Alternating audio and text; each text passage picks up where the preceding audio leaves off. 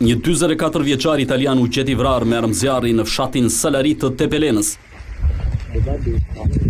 Ai është identifikuar si Edoardo Sarki, i cili ishte administratori një fabrike të madhe tullash në Tiranë dhe prej thuajse 20 vjetësh jetonte në Shqipëri.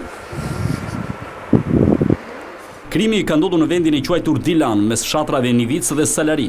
Trupi i pajet u gjet pak pas mesnate. Sipas hetimeve paraprake, biznesmeni 44 vjeçar kishte dalë së bashku me 4 persona të tjerë për gjahë në zonë. Burimet bëjnë të ditur se biznesmeni italian udhëtonte me makinë në aksin Nivic Salari, kur një person hapi zjarr me armë. Plumbat fillimisht janë drejtuar te gomat e makinës, ndërsa më pas në drejtim të tij, duke i shkaktuar vdekjen. Dyshohet se 44 vjeçari në momentin e ngjarjes nuk ndodhej vetëm në makinë. 4 personat që ishin përgjahë me të janë shoqëruar në polici për t'u marrë dëshminë, ndërsa vijojnë hetimet për të zbardhur shkaqet dhe dinamikën e krimit, si dhe për të identifikuar autorin e vrasjes.